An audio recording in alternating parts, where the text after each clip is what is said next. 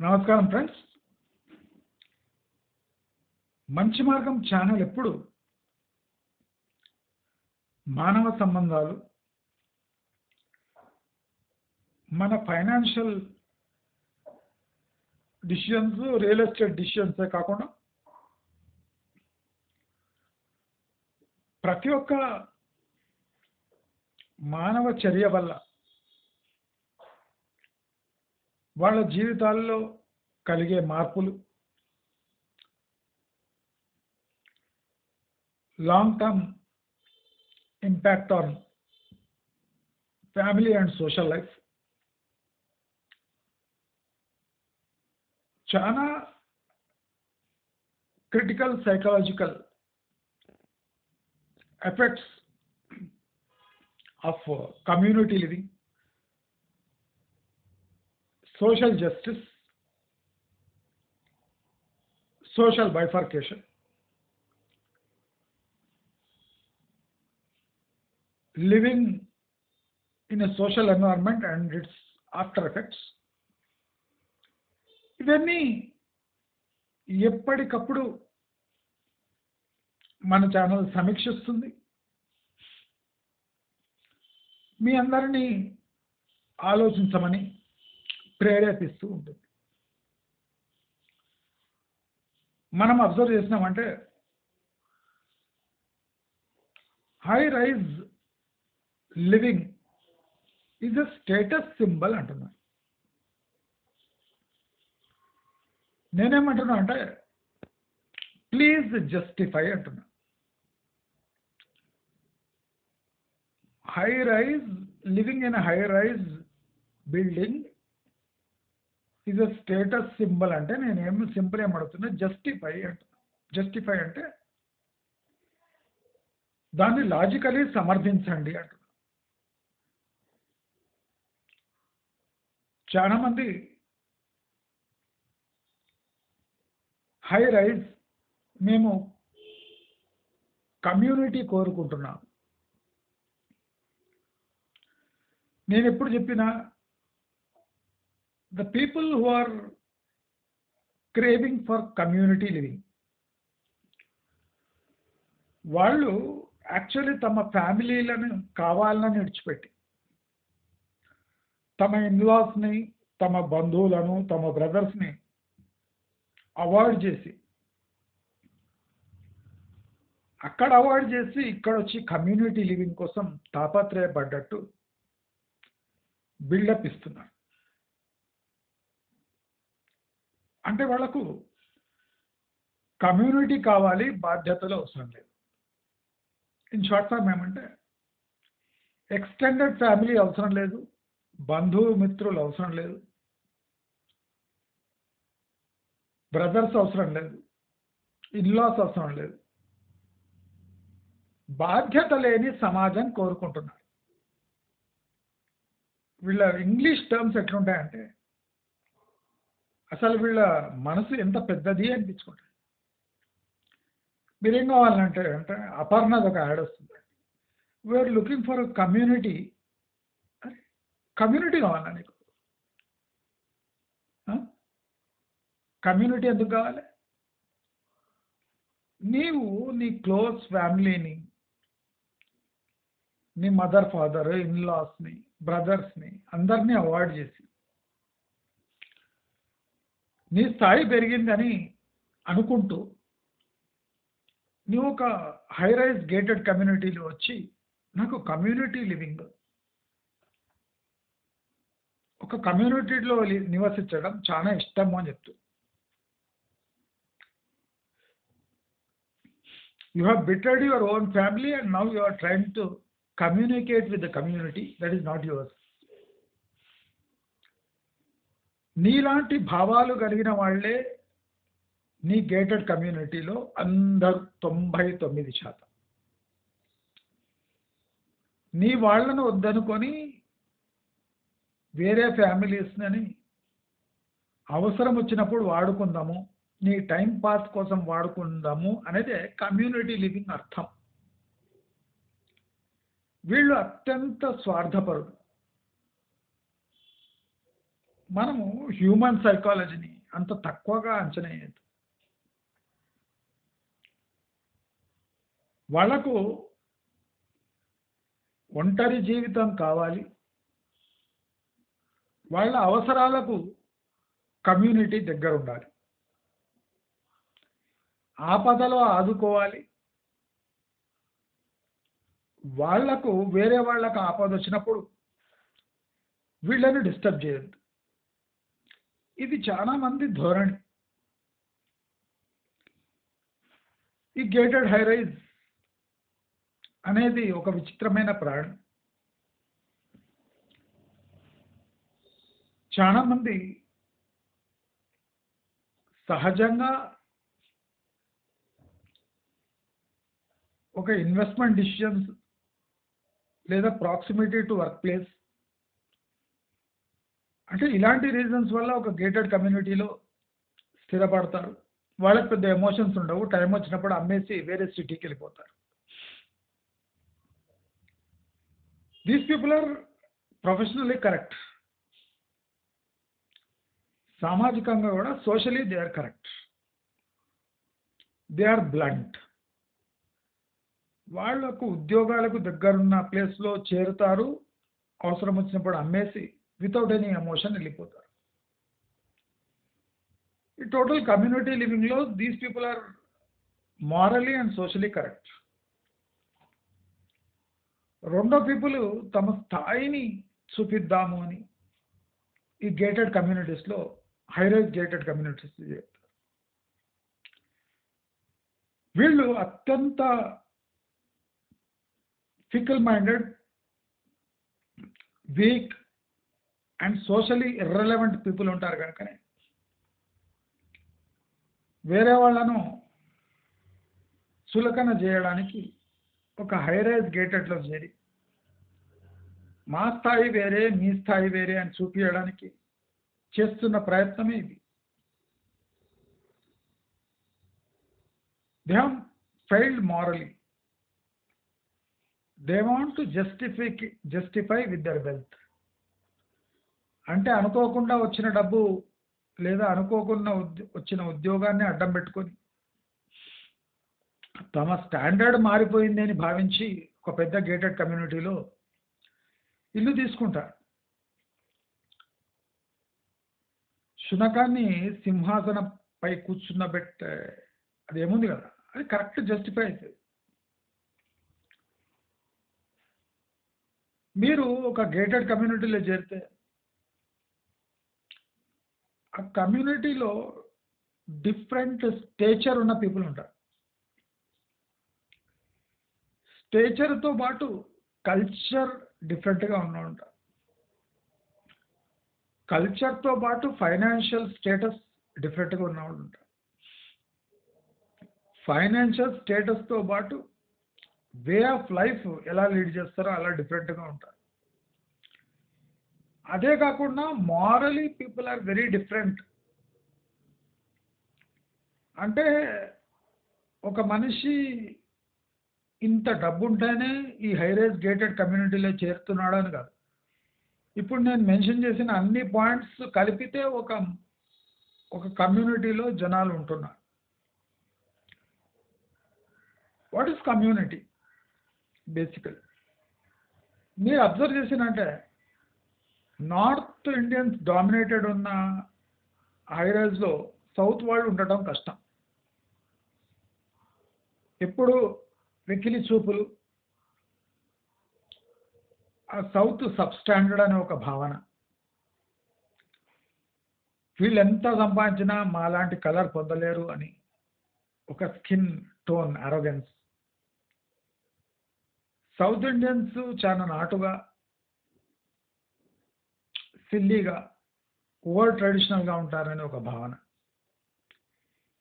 ఇవన్నీ north Indian పీపుల్లో సహజంగా ఉంటాయి. కానీ మన సౌత్ ఇండియన్స్ సిగ్గు లేకుండా నార్త్ ఇండియన్స్ వాళ్ళని అనుసరించడానికి పోతూ ఉంటారు. ఈ ఫ్యామిలీస్ని పట్టించుకోకుండా ఎంజాయ్ చేయటం, భార్యాభర్తలు సపరేట్గా ఉండటం, విచ్చలవిడిగా ఖర్చు చేయటం, సమాజాన్ని లైట్గా తీసుకోవటం. అంటే ఇవన్నీ హైలైట్స్ నార్త్ ఇండియన్స్. ఎక్కడంటే అక్కడ పోయి సెటిల్ కావటం, భాష రాకపోయినా దబాయించడం, ఇంగ్లీష్ భాషను ప్రయోగించి వేరే వాళ్ళని తొక్కటం. ఇలాంటి నార్త్ ఇండియన్స్ వాళ్ళ స్పెషాలిటీ. ఇది స్పెషాలిటీ అనుకోకుండా, వాళ్ళ అసర్టివ్నెస్ అనుకోకుండా మన సౌత్ ఇండియన్స్ వాళ్ళని అనుసరిస్తూ ఉంటారు. మీరు గమనిస్తే ఒక గేటెడ్ కమ్యూనిటీలో మీ స్థాయి ఎక్కడుంది అని ఎత్తుకోవాలి. ఫర్ ఎగ్జాంపుల్, మీరు ఒక స్టాండ్ అలోన్లో ఒక ఫ్లాట్ తీసుకుంటే ఓ 12 నుంచి 20 దాకా ఫ్లాట్స్ ఉంటాయి. మీ స్థాయి మ్యాక్సిమం 1, మినిమం 20. అంటే లాస్ట్ స్థాయి అంటే 20వ స్థానం మీది. అదే గేటెడ్ కమ్యూనిటీలో మీ స్థానం ఉంటే 1 లేదా 1000, 2000, 3000. మొదటి స్థానం, 2 స్థానం, 3వ స్థానంలో ఉంటే మీ మాట ఎవడైనా వింటాడు. ఆ స్థానం నుంచి కింద జారినంటే ఏ 2000, 3000 స్థానానికి పోయి పడతారు. అంటే మీరు మాట్లాడుతున్న మాట, మీ డబ్బు దేనికి పోనికాదు. మీరు అదే 1.5 కోటి వేసి ఫ్లాట్ తీసుకున్నా మీ స్థాయి 2000వ స్థానంలో ఉండొచ్చు. మీ మాట ఎవరు వినకపోవచ్చు. మీ డబ్బు మీ స్థాయిని పెంచకుండా తగ్గిస్తూ ఉన్నది. మీరు సొంత ఇల్లు కన్నా మీ మాట చెల్లుబాటు కావట్లేదు కమ్యూనిటీలో అంటే అది తలవంపే. మీరు మీ భాషను మార్చినా, మీ టోన్ని మార్చినా అక్కడ కమ్యూనిటీ వాళ్ళు భరించడానికి రెడీగా ఉన్నారు. మీ ఆశలు, ఆకాంక్షలు వాళ్ళు పట్టించుకోరు. మీ స్థాయిని ఎవరు పట్టించుకోరు. మీ స్థాయి ఉన్న దాంట్లో ఏదో లోపాలు తీస్తారు. మీరు ఆ కమ్యూనిటీని అనుసరించడానికి లేదా అనుకరించడానికి పోయి మీ నిజ జీవితాన్ని అల్లకల్లోలం చేసుకొని వాళ్ళ స్థాయి మీ స్థాయి ఒకటే అనుకొని స్థాయిని నిర్ణయించటం నీ పర్సనల్ అజెండా. అది నీవు అనుకోకుండానే ఆ కమ్యూనిటీని అనుసరించవలసి వస్తుంది. నీ పిల్లవాడిని మామూలు స్కూల్లో ఎందుకు వేసావు? మేమంతా 5 మంది ఇంటర్నేషనల్ స్కూల్లో వేసాం కదా, మా బాబు ఇంగ్లీష్ చూడు, మీ బాబు ఇంగ్లీష్ చూడు అని ఒక మాట అంటే మీ నెల ఖర్చు అమాంతంగా ఓ 10,000 పెరిగిపోతుంది. ఎందుకంటే నెక్స్ట్ మీరు పోయి మీ బాబుని ఇంటర్నేషనల్ స్కూల్లో వేస్తారు. ప్రతి నెల ఓ 10,000 గుండు కొట్టినట్టే. అంటే మీరు పంతం పట్టినా మీ పంతాన్ని ఎలా బ్రేక్ చేయాలనో కమ్యూనిటీకి బాగా తెలుసు. అంటే మీరు అనుకున్నా అనుకోకపోయినా మీ మొండి పట్టు అక్కడ నడవకపోగా మీకు మీ పిల్లల భవిష్యత్తు కూడా వేరే వాళ్ళ భవిష్యత్తు ఎలా తీర్చిదిద్దుతున్నారో అలాగే ఫాలో కావాల్సి వస్తుంది. ఇది ఒక కట్టుబాటు కాదా? ఈ చాలామంది హైరైజర్స్లో కట్టుబాట్లకు తట్టుకోలేక, ఇంటర్ఫియరెన్స్ని తట్టుకోలేక మేము సపరేట్గా హైరైజ్లో వచ్చి ఉంటున్నామని చెప్తారు. ఆ సన్నాసులకు ఏం తెలియదంటే మీరు ఆ హైరైజ్లో రాగానే కట్టుబాట్లు స్టార్ట్ అవుతాయి. తలాతోక లేని ఒక ప్రెసిడెంట్ ఒక డిసిషన్ తీసుకున్నాడు అంటే అది అందరూ అనుసరించవలసి వస్తుంది. వాడు ఆ కల్చర్కి ఉండొచ్చు, ఆ కల్చరే తెలియకపోతుండొచ్చు. మీరు కుక్క పెంచాలన్నా, పిల్లి పెంచాలన్నా, పక్షులు పెంచాలన్నా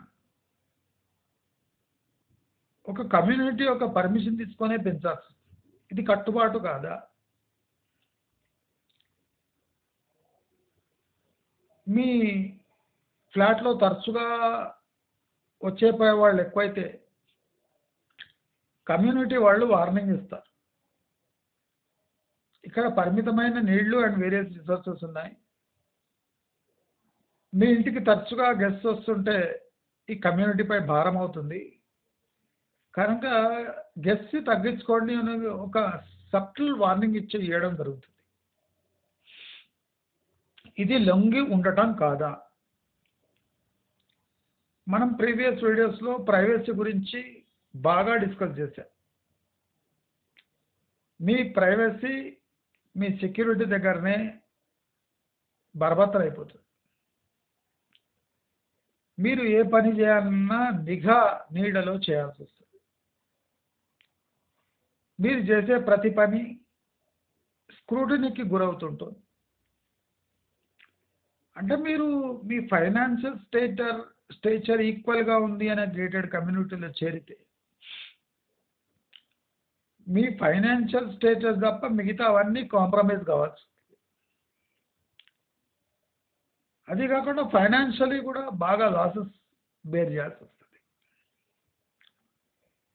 మీ గేటెడ్ కమ్యూనిటీలో కట్టుబాట్లు ఎక్కువ ఉంటే మీ ఫ్లాట్ రీసేల్ కావడం ప్రాబ్లమేటిక్. అన్ని కట్టుబాట్లు ఉన్న మీ కమ్యూనిటీ కన్నా తక్కువ కట్టుబాట్లు ఉన్న పక్క కమ్యూనిటీ బెటర్ అని మీ ఫ్లాట్కు క్వాలిటీ బాగున్నా వాల్యూ ఉన్నా దాని వాల్యూ ఒక అసోసియేషన్ తీరుపై కమ్యూనిటీ తీరుపై ఆధారపడి ఉంటుంది.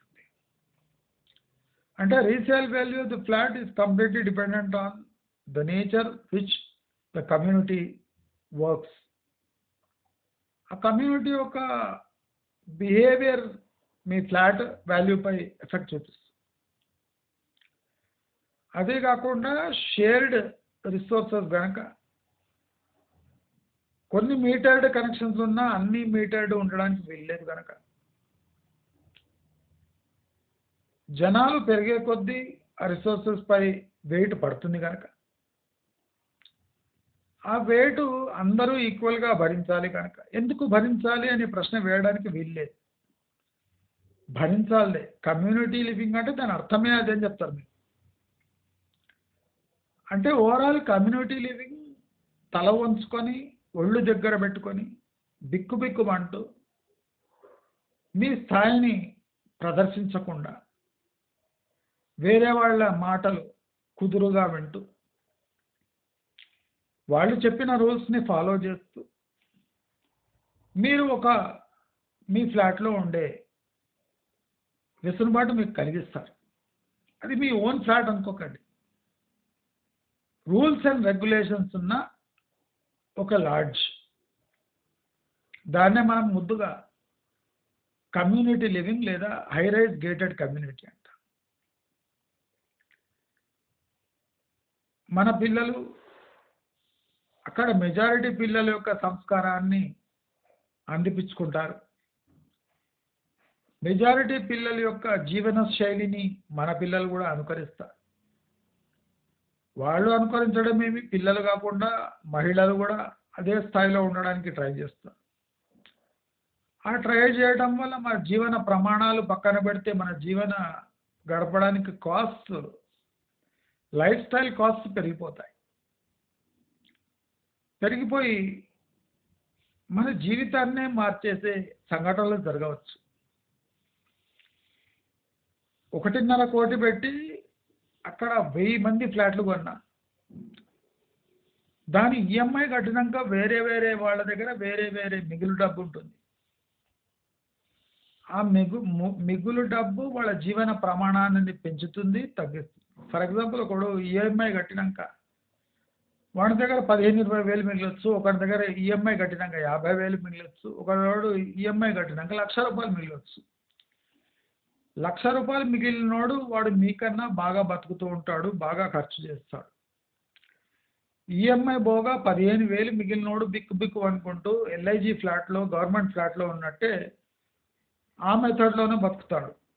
అక్కడనే మీకు మీ పక్కింటి వాడికి వాడి జీవన ప్రమాణాలు వేర్వేరుగా ఉండడం కారణంగా వాళ్ళు మిమ్మల్ని ప్రశ్నించడం, మీరు వాళ్ళని ప్రశ్నించడం, గొడవలు కావటం, షేర్డ్ రిసోర్సెస్ గురించి గొడవలు కావటం. ఎందుకంటే ఇప్పుడిప్పుడు అది ఎంత హై రైజెస్ అంతా ఇప్పుడిప్పుడు స్టార్ట్ అయింది కదా. ఒక్కసారి న్యాచురల్ రిసోర్సెస్పై ప్రెషర్ పడితే నీళ్లకు కూడా బిల్లింగ్ పెట్టడం, నీళ్లకు కూడా సమయం కేటాయించడం, అంటే ప్రతి ఒక్కటి రేషన్డ్ అయిపోతుంది, రేషన్ లాగా. మీరు ఇంత నీళ్ళు వాడుకోవాలి, మీరు ఇంత లిఫ్ట్ వాడుకోవాలి, మీరు ఇంత కరెంటు వాడుకోవాలి, మీరు ఇలా ప్రవర్తించాలి, మీరు కంపల్సరీగా ఇవన్నీ కట్టాలి. యూజ్ చేసుకొని రిసోర్స్ కూడా కట్టవలసిన దౌర్భాగ్యమైన పరిస్థితి ఏర్పడుతుంది. మీకు ఇష్టం లేని పనులు జరుగుతున్నా మీరు నోరు మూసుకొని భరించుకోవాల్సి వస్తుంది. అంటే మెజారిటేరియన్ యాటిట్యూడ్ అక్కడ బాగా స్పష్టంగా కనిపిస్తుంది. కులాల చిచ్చు, మతాల చిచ్చు, స్థాయి యొక్క చిచ్చు. అది కాకుండా మీరు అనుకున్నట్టు మీరు చిన్న చిన్న పనులు లేదా మీ అలవాట్ల కొద్దీ, మీ అలవాటు కొద్దీ లేదా మీకు అర్జెన్సీ కొద్దీ మీరు జీవనం ఎలా సాగిస్తుంటారో దాన్ని పూర్తిగా భిన్నంగా జీవించాల్సి వస్తుంది. కూరగాయలు తెచ్చుకోవడానికి కూడా ఒక 10 కిలోమీటర్లు పోవాల్సి వస్తుంది. ఎమర్జెన్సీకి అక్కడ మీరు అనుకున్న ధరలో దొరకకపోవచ్చు. మీరు అనుకున్న ధరలో దొరకకపోయినా మీరు ప్రొటెస్ట్ చేసే సాహసం చేయలేరు. ఎందుకంటే మీకు అదే రేట్లో చాలా మంది సునాయాసంగా లెక్కలు వేసుకోకుండా కొనుక్కునే నీ నేబర్ని చూసి నీవు నోరు మూసుకోవాల్సి వస్తుంది. అంటే గేటెడ్ కమ్యూనిటీ లివింగ్ అంటే అది ఒక స్టేటస్ సింబల్ కాదండి. గేటెడ్ కమ్యూనిటీ లివింగ్ అనేది, ఆ కమ్యూనిటీ లివింగ్ అనేది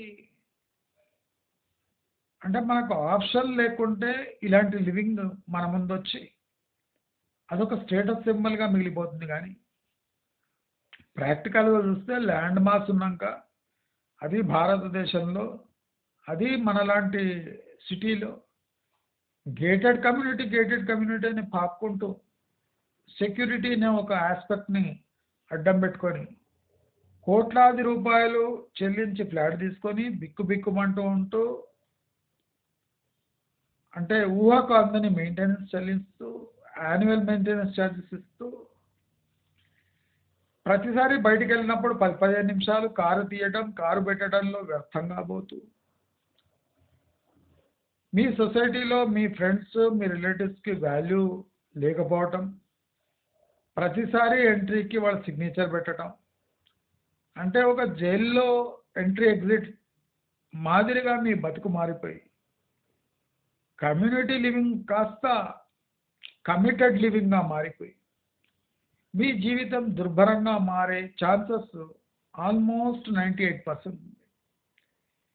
కనుక మీకు గేటెడ్ కమ్యూనిటీ లివింగ్ అని అర్థం కాకపోతే 1కి 2 సార్లు మీ జీవితాన్ని ఒకసారి బేరీ చేసుకోండి, ఆలోచించుకోండి. మీకు కమ్యూనిటీ కావాలన్నా, కమిట్మెంట్ కావాలన్నా, కమిటెడ్ లివింగ్ కావాలన్నా, మీ డబ్బు అంటే వేస్ట్ అయిపోయినా మీరు ఒక కమ్యూనిటీ లివింగ్ కోరుకుంటున్నారా? ఎలాంటి కమ్యూనిటీ కోరుకుంటున్నారు? ఆ కమ్యూనిటీ వల్ల మీ జీవన ప్రమాణాలు ఏమైనా పెరుగుతాయా? ప్రాక్టికల్గా పెరుగుతాయా? మీరు అనుకోని దాన్ని పెంచుకుంటున్నారు. దయచేసి ప్రతి ఒక్క మనిషి హైరైజ్లో తీసుకునే ముందు కోకొల్ల ప్రశ్నలు హైరైజే లేవనెత్తుతుంది. ప్రాబ్లం అంటే మనం కళ్ళు మూసుకొని సిగ్నేచర్ చేసి గృహప్రవేశం చేసుకుంటే తర్వాతి కాలంలో రీసేల్కి కానివ్వండి, మీ పిల్లల భవిష్యత్తుకు కానివ్వండి, వాళ్ళ అవసరాలకు కానివ్వండి, లేదా మీ పిల్లలు పెరిగే తీరు కానివ్వండి, చాలా ఎఫెక్ట్ అవుతాయి. చాలా జాగ్రత్తగా ఉండాలి అని కోరుకుంటూ, మీకు ఈ వీడియో నచ్చినట్టయితే లైక్, షేర్, సబ్స్క్రైబ్ చేసుకోండి. నమస్కారం.